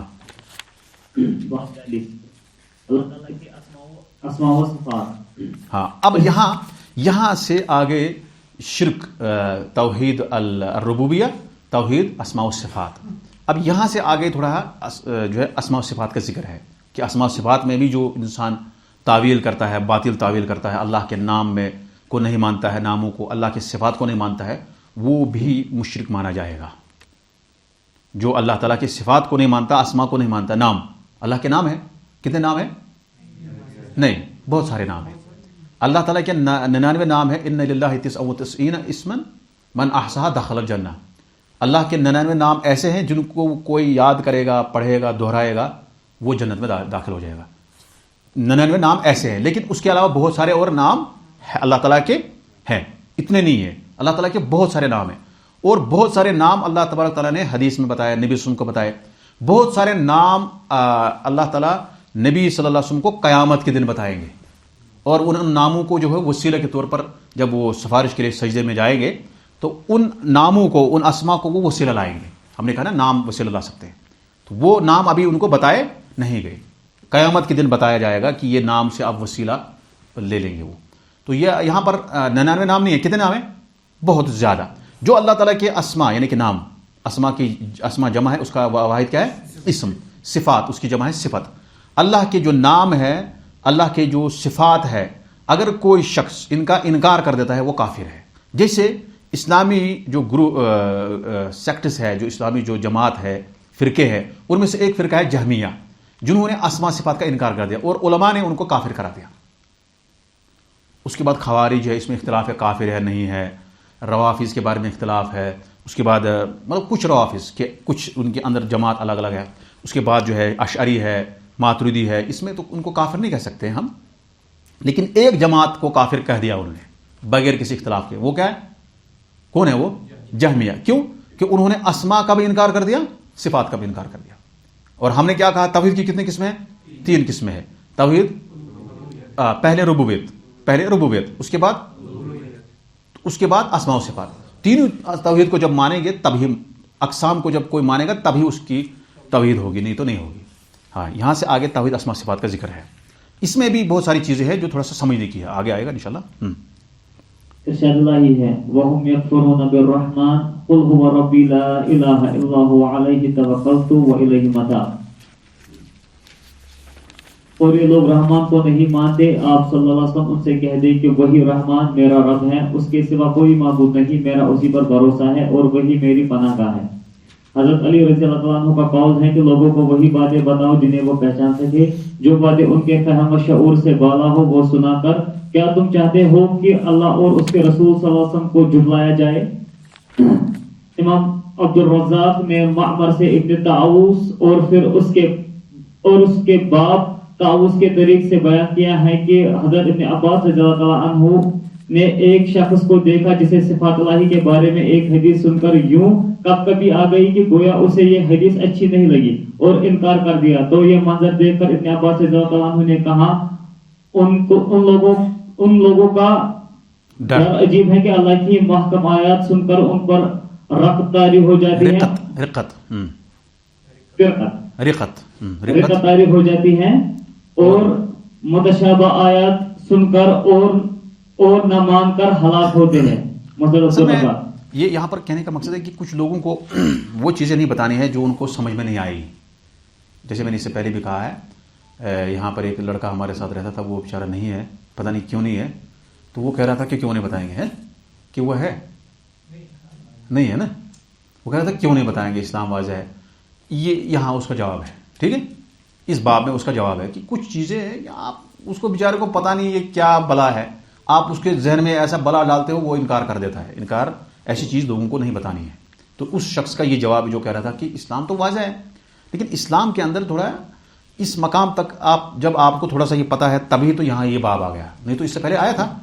اسماء و صفات کا باب بہت باریک ہے، اس میں زیادہ گہرائی میں جانا نہیں چاہے، اور جو سلف نے کہہ دیا وہی کرنا ہے بس. یہ اس شخص کا جواب جو کہہ رہا تھا کہ اسلام میں ساری چیز، یہ حضرت علی نے فرمایا، کیا فرمایا کہ لوگوں کو وہی باتیں سنو جو وہ سمجھ سکتے ہیں. جب ان کے سمجھ سے باہر ہے آپ ان کو نہیں کہو. جس میں ہے نا حدیث ہے جو بات وہ سمجھ سکیں، نہیں تو ان کو آپ جائیں سمجھانے لگے کہ بھائی یہ فرقہ ایسا ہے، یہ فرقہ نے ایسے کہا. یہ بات لوگوں کو ضرورت نہیں ہے. آپ سیدھا ان کو توحید سمجھائیے جو ابھی تک ہم نے پڑھا، یہ بہت ضروری ہے. لیکن اس کے آگے جو باریکیاں ہے، اگر ویسے بھی حقیقت میں مطلب بہت سارے علماء خود سمجھ نہیں پاتے ہیں، بہت سارے علماء خود نہیں سمجھ پاتے ہیں کہ یہ کیا مقصد ہے. پہلے فون آیا، عرش آیا، پانی آیا، اب جیسے حدیث میں اس نے حدیث بول دی جھوٹ کہ پہلے نور آیا، سب سے پہلے اللہ میرا نور پیدا کیا. وہ کہہ رہا نہیں عرش ہے، یہ کہہ رہا پانی. پیدا کیا, وہ کہتا قلم پیدا کیا گیا, یہ سارے پہلے کون تھا, بعد میں کون تھا, جن کیوں تھا, کیا تھا, 2 تھے 3 تھے, دنیا کیسے وجود میں آئی, یہ ساری چیزیں زیادہ ضرورت نہیں آپ کو اس سے کیا ہوگا, یہ آپ کو ابھی پہلے آپ احکام پڑھیے, احکام کہ کیا حکم ہے بھائی, حلال حرام وغیرہ, جس حلال حرام کی وجہ سے انسان اسلام سے باہر جا سکتا اگر اس پہ صحیح اس کو علم نہ ہو. جب قریش نے حضرت صلی اللہ علیہ وسلم سے رحمان کا ذکر سنا تو انہوں نے اس کا انکار کیا, تو اللہ تعالیٰ نے ان کے بارے میں یہ آیت نازل فرمائی, وَهُمْ يَكْفُرُونَ بِالرَّحْمَانِ, اور وہ رحمان کا انکار کرتے ہیں. کہ رحمان اللہ کے ایک نام ہے, اللہ کا ایک نام کیا ہے, الرحمن الرحیم. الرحمن بھی ہے, رحیم بھی ہے, نام اللہ کے نام ہے نہیں. مسائل, اللہ تعالیٰ کی کسی نام یا کسی صفت کے انکار سے ایمان بالکل چلا جاتا ہے. ہاں, انکار سے بالکل, صفت انکار کرو گے نا, ایمان ختم. سورہ رعد کی آیت 30 کی تفسیر, جس میں اللہ کی صفت رحمان کا تذکرہ ہے. جس بات کو سامع سمجھنے کی صلاحیت نہ رکھتا ہو اسے چھوڑ دینا چاہیے. اس علت کا تذکرہ جس سے اللہ اور اس کے رسول صلی اللہ علیہ وسلم کی تکذیب ہوتی ہے, اگرچہ انکار کرنے والے کا ارادہ تکذیب نہیں ہو. اس سے ابن عباس رضی اللہ عنہ کا یہ قول بھی معلوم ہوا کہ جس شخص نے اللہ کے اسماء یا صفات میں سے کسی ایک کا بھی انکار کیا وہ اس کے باعث ہلاکت سے دوچار ہوا. بالکل. باب نمبر 41. باب نمبر 41, اللہ تعالیٰ کی نعمتوں کا انکار کفر ہے. ارشاد الہی ہے, یعرفون نعمت اللہ ثم ینکرونها واکثرهم الکافرون. یہ لوگ اللہ کی نعمتوں کو پہچانتے ہوئے بھی انکار کرتے ہیں, اور ان میں سے اکثر ایسے ہیں جو اللہ تعالیٰ کی نعمتوں کے ناشکر ہیں. اس آیت کی تفسیر میں مجاہد رحمہ اللہ فرماتے ہیں, انسان کا یوں کہنا کہ یہ مال تو مجھے بالکل, یہ یہاں پر نعمتوں کا ذکر کیوں کیا توحید میں کہ نعمتوں کا انکار کفر ہے. کیا مطلب کہ جو شخص دل سے زبان سے نعمت کا انکار کرتا ہے وہ کافر ہے. دیکھو کتنا عجیب ہے, مطلب اللہ تعالیٰ نے نعمت دیا وہ انکار کر رہا ہے کہ اللہ نے نہیں دیا, پھر وہ زبان سے بھی کرتا ہے اور دل سے بھی کرتا ہے. اب اسی لیے علماء نے کہا ہے کہ شکر جو ہے نعمت کا انکار کا اپوزٹ کیا ہے, اس کا کیا اس کا متبادل کیا ہے, شکر کرنا. شکر کرنے کی 3 چیزیں ہیں. کس کے شکر کے 3 ارکان ہیں. نمبر 1 انہوں نے کہا کہ آپ کو دل سے اللہ کی نعمتوں کا اعتراف کرنا چاہیے, دل سے. یہ نہیں کہ آپ لوگوں کو کہہ رہے ہیں ہاں اللہ نے دیا, لیکن اندر سے کہہ رہے ہیں کہ نہیں یہ پتہ نہیں مجھے میری وجہ سے ہوا. دل سے آپ کو کیا کرنا ہے, پہلا رکن نعمت کا کیا شکر کیسے ادا ہوگا, اس کے لیے 3 چیزوں کا ہونا ضروری ہے. نمبر 1 دل سے اعتراف کرنا کہ یہ نعمت جو ہے اللہ کی طرف سے ہے. اس کے بعد اس نعمت کا تذکرہ کرنا, لوگوں میں تذکرہ کرنا اور اللہ کا شکر ادا کرنا. وہ اما بنعمت ربک کا بیان کرنا ہے. اللہ نے بہت مال دیا ہے لیکن وہ پرانے پھٹے ہوئے کپڑے پہنتا ہے, کہہ رہا ہے کہ یار اس سے کیا ظاہر نہیں کرنا. یہ تو غلط ہے, یہ تو کفرانی نعمت ہے. بولنا ہے آپ اچھا کپڑا پہنو, اللہ نے دیا اچھا کپڑا پہنو. وجہ بات سمجھ آ رہی ہے نا آپ کو, اچھا کپڑا پہنو, اچھا لباس پہنو, اچھا اٹھنا, اچھا کھانا کھاؤ, کوئی بات نہیں. یہ تو غیر مطلوب نہیں, یہ تو مطلوب ہے. اور اس کے بعد اللہ کا شکر ادا کرو کہ یہ اللہ نے دیا ہے. یہ نہیں کہو کہ میری وجہ سے ہوا, یہ نہیں. تو پہلا دل سے اعتراف کرنا کہ یہ اللہ کی نعمت ہے, ماننا کہ یہ واقعہ اللہ نے دیا ہے. اور دوسرا ہے کہ اس نعمت کا تذکرہ کرنا اور تعریف کرنا, اظہار کرنا کہ ہاں یہ نعمت اللہ کی طرف سے ہے. تیسری چیز ہے کہ اس نعمت, اللہ نے آپ کو نعمت دی, اس نعمت سے اللہ کی عبادت کرنا. اس نعمت کو ایک ذریعہ بنانا, اس کو آپ ایک وسیلہ بنانا کہ اس سے آپ اللہ کی عبادت کریں. یہ سمجھا آپ کو؟ اس نعمت سے مدد لینا. کیا یہ جو نعمت اللہ نے آپ کو دی, مال کی, باقی چیزوں کی, اس سے آپ مدد لے لو. کس کے؟ اللہ کی عبادت کے لیے اس کو استعمال کرنا. یا بال فاضل دے گا, اس نعمت کو اللہ کی عبادت کے لیے استعمال کرنا. اب کسی کو اللہ تعالیٰ نے مال دیا, وہ اب نماز نہیں پڑھتا ہے. کسی کو اللہ تعالیٰ نہیں. نعمت کا مطلب یہ ہے کہ تیسرا رکن ہے کہ اللہ نے آپ کو مال دیا, اس کا شکر کیسے ہوگا؟ آپ جاؤ حج کر لو. مال دیا تو جاؤ حج کرو, مال دیا عمرہ کرو, مال دیا آپ کو ایسا خرچ کرو اللہ کے راستے میں.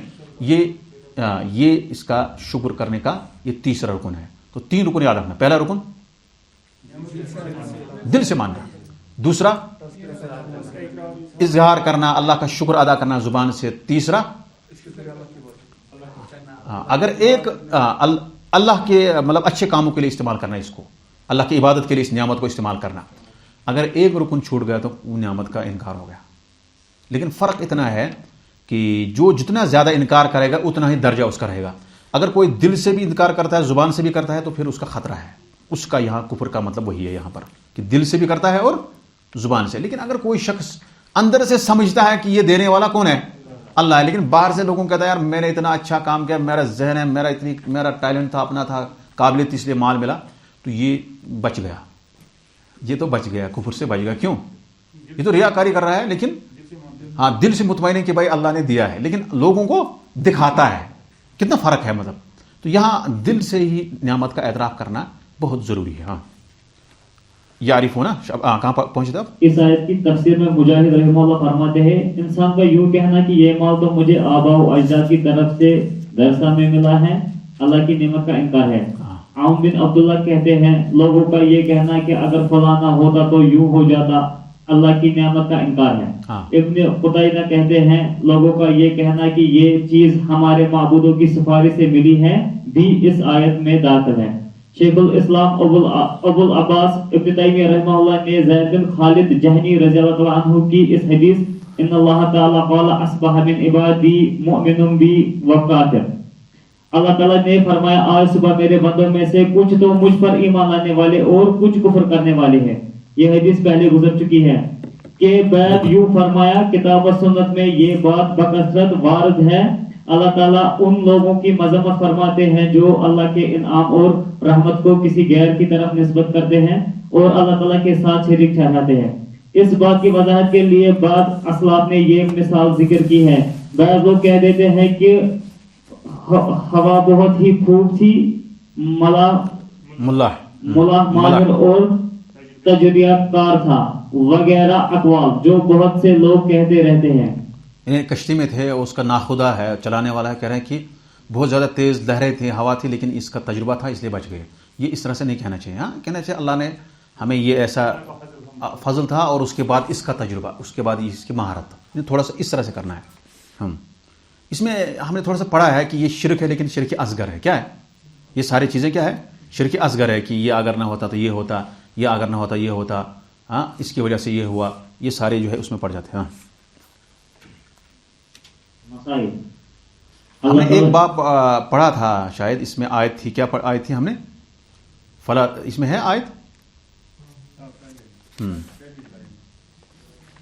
ہاں اس کے بعد والا باب بھی تقریباً اسی کا ہے. ٹھیک, آخری پڑھیں گے انشاءاللہ 5. یہ چھوٹا ہے, یہ اسی کے ساتھ ٹچ ہے, نہیں تو یہ گڑبڑ ہو جائے گا. مجھے وہ ہاں دن کو ہاں نہیں مسائل میں زیادہ نہیں. ہاں باب پڑھیے. باب اللہ کا شریک ٹھہرانے کی بعض مخفی صورتیں. یہ آخری جملہ پڑھیے اس کا, آخری جو ہے مسئلہ 4. ایک ہی دل میں دو متضاد باتوں یعنی اللہ تعالیٰ کی نعمتوں کا انکار اور اقرار کا مجتمع ہونا ثابت ہوتا ہے. یعنی انکار بھی اور دونوں ثابت ہوتا ہے. کیسے؟ ہاں لیکن عمل سے جو ہے اس کو جو ہے ٹھکراتا ہے. ٹھیک. باب نمبر 42. میں اصل میں سوچ رہا تھا آج باب 45 تک جائیں گے, لیکن وہ ہو نہیں پایا. ہاں اللہ کا شریک ٹھہرانے کی بعض مخفی صورتیں. ہاں ارشاد الہی ہے فلا تجعلوا, یعنی کچھ ایسی صورتیں جو پوشیدہ ہے, شرک ہو جاتا ہے لیکن ہم کو پتہ نہیں چلتا. مخفی ہوتا ہے, پوشیدہ صورتیں ہیں شرک کرنے میں. فلا تجعلوا للہ اندادا وانتم, لیکن وہ کیا ہے شرک؟ یہاں جو آیت ہے, آیت پڑھے, فلا تجعلوا للہ اندادا وانتم تعلمون. پس دانستہ طور پر کسی کو اللہ تعالیٰ کا شریک نہ ٹھہراؤ. دانستہ مطلب ہوتا ہے جان کر. ولا فلا تجعلوا للہ اندادا, کسی کو اللہ کا شریک مت ٹھہراؤ, وانتم تعلمون, اس حال میں کہ تم جانتے ہو, تم کو علم ہے تب بھی شریک مت ٹھہراؤ اللہ تعالیٰ کو. یہ اصل میں اکبر کے لیے, کس کے لیے؟ لیکن یہاں مؤلف نے استدلال کیا اس سے شرک اصغر کا. جب اصغر اکبر کہا تو اصغر اس میں آ ہی جاتا ہے. یعنی اصل میں کس کے لیے آیت ہے؟ شرک اکبر کے لیے, کہ آپ کسی کو شریک نہ ٹھہراؤ کیونکہ وہ ہو جاؤ. لیکن یہاں شرک اصغر کے ضمن میں انہوں نے اس آیت سے استدلال کی. اس سے پہلے گزر گئی ہے آیت, جس سے پتہ چلتا ہے کہ اس سے استدلال صحابہ نے کیا شرک اصغر پر بھی. شرک اکبر کے متعلق آیت ہے لیکن شرک اصغر سے بھی اس کا استدلال ہوا ہے کیونکہ اس میں داخل ہے. حضرت ابن عباس رضی اللہ عنہ نے اس آیت کی تفسیر میں فرمایا کہ انداز سے مراد شرک ہے جو رات کے اندھیرے میں سیاہ پتھر پر چیٹی کے چلنے سے بھی زیادہ مخفی ہے. شرک یہ ہوتا ہے کہ تم یوں کہو واللہ وحیاتک، اللہ کی قسم اور تیری زندگی کی قسم، یا تمہارا یوں کہنا یا فلانو وحیاتی، اے فلاں میری جان کی قسم، یا تمہارا یوں کہنا لولا کلیبتو هذا لاتانا اللصوص، اگر ہمارے پاس یہ کتیا نہ ہوتی تو چور گھر میں گھس جاتے ہیں. الکلیبہ کلب کی جمع ہے. یا تمہارا یوں کہنا، کلب کس کو کہتے ہیں؟ کتے کو. کلبتن کہتے ہیں کتیا کو. اس کے بعد اس کا تصغیر ہے جو چھوٹا کرتے ہیں. ہاں تصغیر چھوٹا کرنے کے لیے کہتے ہیں کلیبہ، کتیا، چھوٹی کتیا اس کو. ہاں یا تمہارا یوں کہنا، ہاں اس کو پڑھے، اگر اس کی کتیا نہ ہوتی تو ہمارے گھر چور آ جاتے. یا تمہارا یوں کہنا لولا البت فی الدار لاتانا اللصوص، اگر گھر میں بطخ نہ ہوتی تو ہمارے گھر چور آ جاتے. اب کیا بط کیا ہوتا ہے؟ بطخ، اس کا مؤنث ہے البتہ. یا یوں کہنا ماشاء اللہ وشیتا، جو اللہ چاہے اور تم چاہو. یا یوں کہنا لولا اللہ و فلان، اگر اللہ نہ ہوتا اور فلاں نہ ہوتا. تو تم اس قسم کی باتوں میں اللہ کے ساتھ کسی دوسرے کو نہ رکھو. یہ سب اللہ کے ساتھ شرک کی باتیں ہیں. اس کو ابن ابی حاتم نے روایت کیا ہے. یعنی یہ سارے شرک اصغر میں آتے ہیں. اکبر میں کسی کی قسم کھانا، مطلب اپنی قسم کھانا، ماں کی قسم کھانا، اس کی قسم کھانا، یہ سارے آپ نے ہوتے، یہ کتے نہ ہوتے، یہ نہ ہوتا، وہ نہ ہوتا تو یہ ہوتے، یہ سارے شرک اصغر میں. اس کے لیے بہتر طریقہ کیا ہے؟ اس لیے یہاں پہ آیا ہے کہ شرک اصغر اس چونٹی کے رات کے اندھیرے میں چلنے سے بھی زیادہ پوشیدہ ہے. چونٹی جو ہوتا ہے نا، جو چلتی ہے رات کے اندھیرے میں، ہاں وہ چلتی ہے، اندھیرے میں چلتی ہے، اور پتہ ہے کہ چلتی ہے؟ نہیں چلتی. ہاں اس طرح سے جو ہے انسان کو کیا ہے، شرک جو ہے اصغر کی جو ہے یہ مخفی ہوتا ہے، پوشیدہ ہوتا ہے، ان باتوں میں ہو جاتا ہے. تو کرنا کیا چاہیے؟ اگر اللہ تعالیٰ کا فضل نہ ہوتا اور پھر ہمارے گھر میں یہ چیز تھی، پھر ساتھ میں یہ پھر کہنا، اگر آپ کہتے ہیں اگر وہ نہ ہوتا، یہ صرف آپ انہی کی طرف اضافہ کرتے تو یہ صحیح نہیں ہے. آپ ایسا نہیں کہو کہ اگر یہ چیز نہ ہوتی تو ہمیں یہ ہوتا، بلکہ آپ کہیں اللہ کا فضل نہ ہوتا اور اللہ نے جو ہے یہاں اگر وہ پھر ہمارے پاس جو گھر میں یہ کتا تھا، اگر یہ نہ ہوتا تو پھر یہ اس طرح سے کہہ سکتے ہیں آپ. یعنی تھوڑا سا اس میں یہ کہنے کا مقصد ہے کہ ہر چیز میں اللہ کی مشیت اور اس جو اللہ تعالیٰ کی قضا اور قدر ہونا ضروری ہے. کوئی چیز، چور بھی تب تک گھس نہیں سکتا جب اللہ تعالیٰ نے چاہے. اللہ تعالیٰ نے اگر چاہا ہوتا تو کتا ہونے کے باوجود بھی چور گھس سکتا ہے. تو یہاں یہ کہنا مقصد ہے کہ جو بھی چیز ہوتی ہے دنیا میں اس میں اللہ تعالیٰ کی مشیت ہوتی ہے ضرور. من حلف بغیر اللہ، عمر بن خطاب سے مروی رسول نے فرمایا من حلف بغیر اللہ فقد کفر او اشرک، جس شخص نے اللہ کے علاوہ کسی دوسرے کی قسم اٹھائی اس نے کفر یا شرک کا ارتکاب کیا. یعنی شرک اصغر. ہاں اس حدیث کو ترمذی نے روایت کیا ہے اور اسے حسن کہا ہے اور حاکم نے صحیح قرار دیا ہے. کیوں کہتا ہے مؤلف اس طرح سے؟ یہ ایک منہج ہے کہ یہ حدیث صحیح ہے، ضعیف ہے. یہ علماء کا طریقہ ہے، یہ علم ہے کہ آپ بتائیے یہ حدیث حسن ہے، صحیح ہے، ضعیف ہے. یہ کہنا ضروری ہے، تبھی تو یہ کہتے ہیں. اب کسی وقت کوئی مؤلف، کوئی مطلب محدث یا امام اجتہاد کرتا ہے، اس کو لگتا ہے یہ حدیث حسن ہے، دوسرا کہتا ہے یہ ضعیف ہے، یہ الگ بات ہے. لیکن کہنا کیا ہے؟ ضروری ہے. لأن حضرت عبداللہ مسعود رضی اللہ عنہ فرماتے ہیں لأن احلف باللہ کاذبا احب الی من ان احلف بغیرہ صادقا، میرے نزدیک غیر اللہ کی سچی قسم اٹھانے سے اللہ کی جھوٹی قسم اٹھانا زیادہ بہتر ہے. اور یعنی بجائے اس کے کہ وہ سچ کہے پھر غیر اللہ کی قسم کھائے، یہاں سے دوسرا شخص ہے یا مطلب وہ کہہ رہا ہے کہ قسم کھاتا ہے پھر جھوٹی قسم کھاتا ہے، یہ زیادہ بہتر ہے. بہرحال یہ تھوڑا سا اعتراض کرنا ہے، لیکن جھوٹی قسم کھانا بھی کوئی آسان، وہ بھی آسان بات نہیں ہے. ٹھیک ہے نا، جھوٹی قسم کھانا آسان بات نہیں ہے میرے نزدیک. ہاں اور حضرت حذیفہ رضی اللہ عنہ سے روایت ہے کہ رسول اللہ صلی اللہ علیہ وسلم نے ارشاد فرمایا لا تقولوا ما شاء اللہ وشاء فلان ولكن قولوا ما شاء اللہ ثم شاء فلان. یوں نہ کہو کہ جو اللہ چاہے اور فلاں چاہے، بلکہ یوں کہو جو اللہ چاہے اور پھر جو فلاں چاہے. دیکھو تھوڑا سا فرق ہے بس، ہے نا. یعنی اللہ کا بھی اور اللہ کے ساتھ ملاوا نہیں کسی کو، بس اللہ جو ہے وہ اس منفرد ہے. ابراہیم نخعی رحمہ اللہ کا قول ہے کہ اعوذ باللہ وبک، کہ میں اللہ کی اور تیری بنا چاہتا ہوں کہنا ناپسندیدہ اور ناجائز ہے. البتہ اعوذ باللہ ثم بک کہ میں اللہ کی اور پھر تیری بنا چاہتا ہوں کہنا جائز ہے. اسی طرح لولا اللہ ثم فلان اگر اللہ نہ ہوتا اور پھر فلان نہ ہوتا تو کہہ سکتے ہیں.